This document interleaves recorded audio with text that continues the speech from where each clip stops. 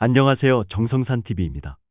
오늘 전해드릴 소식은 이화영 증거인멸 지시 정황 포착과 이재명, 이화영 재판 녹취록 SNS 논란이라는 소식입니다.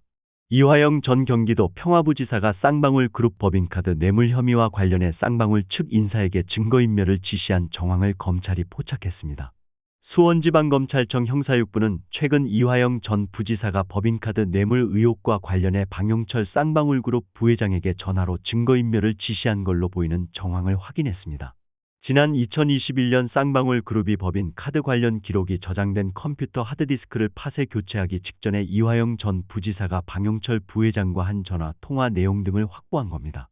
이는 방용철 부회장이 최근 검찰 조사에서 이화영 전 부지사의 전화를 받은 사실을 진술하면서 드러난 걸로 전해졌습니다. 이화영 전 부지사가 나와 관련된 것이 있냐고 물으면서 나온 것이 있다면 잘 정리하라는 취지로 말했다는 게 방용철 부회장 측 진술 내용입니다. 앞서 방용철 부회장은 2021년 11월 이화영 전 부지사의 법인카드 관련 하드디스크 교체를 직원들에게 지시한 혐의로 검찰에 기소됐습니다. 검찰은 이화영 전 부지사와 방용철 부회장 간의 전화 통화 기록도 확보한 걸로 알려졌습니다. 검찰은 조만간 이화영 전 부지사를 상대로 증거인멸을 지시한 정황에 대해 조사할 예정입니다. 검찰은 이화영 전 부지사가 쌍방울 그룹의 법인카드 등 3억 원 넘는 금품을 받은 사실이 드러날까봐 관련 의혹이 불거지자 방용철 부회장을 통해 쌍방울 그룹의 증거인멸을 지시한 걸로 의심하고 있습니다.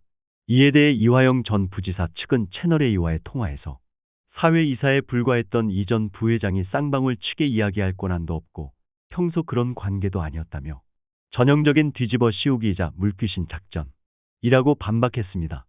21일 이화영 전 부지사를 800만 달러 대북 불법 송금 혐의 외국환 관리법 위반로 추가 기소한 검찰은 이화영 전 부지사를 불러 조사한 뒤 증거인멸 교사 혐의로 추가 기소할 방침입니다.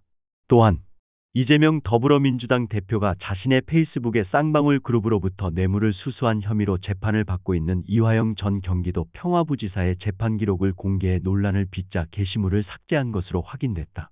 22일 이재명 대표의 페이스북에는 지난 19일 올렸던 가짜뉴스 생산 과정 게시물이 보이지 않는다. 전날 수원지법 형사 11부 심리로 열린 이화영 전 부지사의 공판에서 검찰이 문제를 제기하고 재판부가 매우 부적절하다고 지적한 데 따른 것으로 풀이되고 있다. 검찰은 전날 재판 말미에 이재명 대표의 소셜미디어에 이 재판 증인으로 출석했던 A씨의 증인신문조서 가운데 일부가 게시됐다며 밝혔다. 그러면서 이화영 등의 뇌물사건 재판과는 아무런 상관이 없는 이재명 대표가 조서를 확보해 다른 목적에 사용하는 것은 매우 부적절한 행동이니 재발하지 않도록 해달라고 요청했다. 이재명 대표는 지난 19일 페이스북에 쌍방울 비서실장의 공개 법정 증언과 증언보도 너무 달라요라는 글과 함께 지난 1월 이화영 전 부지사 재판에 증인으로 출석한 전 쌍방울 비서실장 A씨에 대한 이화영 전 부지사 변호인의 반대신문 녹취록 가운데 일부를 올렸다. 이에 대해 재판장은 매우 부적절한 사태로 검찰의 말이 일리가 있다며 재판이 진행 중인데 소송 관련 서류가 노출되는 일은 있어서는 안 되며 소송이 아닌 다른 행위로 영향을 끼칠 수 있는 일이 있어서도 안 된다 말했다. 재판부는 피고인인 이화영 전 부지사, 방용철 쌍방울 부회장의 변호를 맡은 법무법인이 열람 복사를 신청해 결재했다고 밝혔다. 이에 대해 이화영 전 부지사의 변호인은 우리 법무법인에서 민주당에 녹취서를 준 적은 없다고 주장했다. 방용철 부회장의 변호인도 우리는 이재명 대표 공할 이유가 당연히 없다고 했다. 형사소송법과 형사소송규칙에 따르면 법원은 검사, 피고인이나 변호인이 신청하면 공판 속기록 사본을 제공할 수 있다. 그러나 사본을 받은 사람은 해당하는 사건이나 관련 소송의 수행과 관계없는 용도로 사용하지 못하도록 규정하고 있다. 또한 쌍방울 법인카드를 통한 뇌물수수 혐의로 재판을 받는 이화영 전 경기도 평화부지사는 정치자금 관리의 달인으로도 불린다.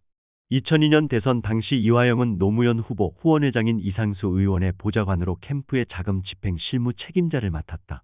대선 이후 이 의원은 불법 자금 모금 혐의로 기소됐지만 이화영은 기소를 면했다. 2012년에는 배임 횡령 혐의로 기소된 정몽구 현대차 회장의 선처 청탁과 함께 1억 원을 받은 혐의로 구속영장이 청구됐다. 그러나 영장은 기각됐고 1, 2심과 대법원에서 무죄가 선고됐다. 이화영은 쌍방울 사건으로 구속 기소됐지만 과거 경험을 활용하고 있다. 우선 물증이 뚜렷한 법인카드와 관련해 전면 부인 대신 측근을 앞세운 액수 줄이기에 집중하고 있다. 이화영의 변호인은 지난 14일 공판에서 전체 법인카드 사용 2,972건 중 측근인 A씨가 자신을 위해 직접 결제한 것이 2,860건, 이화영 또는 이화영 가족을 위해 결제한 것이 73건으로 전체 사용의 98.7%에 달하고 이화영이 직접 결제한 것은 39건에 불과하다고 주장했다. 반면 구체적 물증이 없는 경기도 대북사업비 쌍방울 대납 의혹 사건의 경우 이화영은 모르쇠로 일관하고 있다.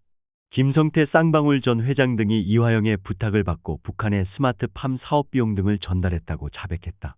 구체적 정황과 관련 사진도 나왔다. 그러나 이화영은 경기도와 무관하다는 진술을 고수하고 있다. 세 차례 대질신문에서 김성태 전 회장이 20년 동안 봐온 형이 내게 이럴 수 있나고 하소연했지만 요지부동이었다.